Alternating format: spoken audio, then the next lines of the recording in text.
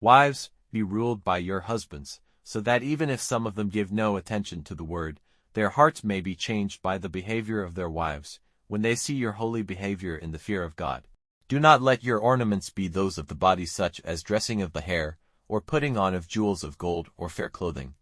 But let them be those of the unseen man of the heart, the ever-shining ornament of a gentle and quiet spirit, which is of great price in the eyes of God. And these were the ornaments of the holy women of the past, whose hope was in God, being ruled by their husbands. As Sarah was ruled by Abraham, naming him Lord, whose children you are if you do well, and are not put in fear by any danger. And you husbands, give thought to your way of life with your wives, giving honor to the woman who is the feebler vessel, but who has an equal part in the heritage of the grace of life, so that you may not be kept from prayer. Last of all, see that you are all in agreement, feeling for one another, loving one another like brothers, full of pity, without pride, not giving back evil for evil, or curse for curse, but in place of cursing, blessing. Because this is the purpose of God for you, that you may have a heritage of blessing.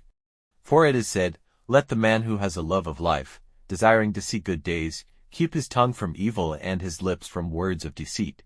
And let him be turned from evil and do good, searching for peace and going after it with all his heart. For the eyes of the Lord are on the upright, and his ears are open to their prayers. But the face of the Lord is against those who do evil. Who will do you any damage if you keep your minds fixed on what is good?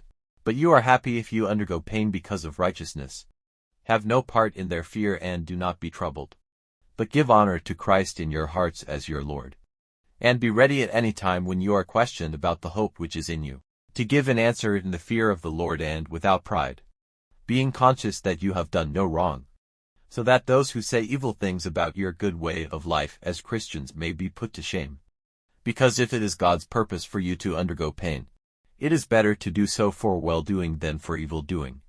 Because Christ once went through pain for sins, the upright one taking the place of sinners, so that through him we might come back to God, being put to death in the flesh, but given life in the Spirit, by whom he went to the spirits in prison, preaching to those who, in the days of Noah, went against God's orders.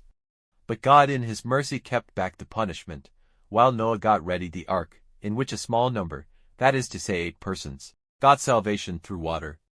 And baptism, of which this is an image, now gives you salvation, not by washing clean the flesh, but by making you free from the sense of sin before God, through the coming again of Jesus Christ from the dead, who has gone into heaven, and is at the right hand of God, angels and authorities and powers having been put under his rule.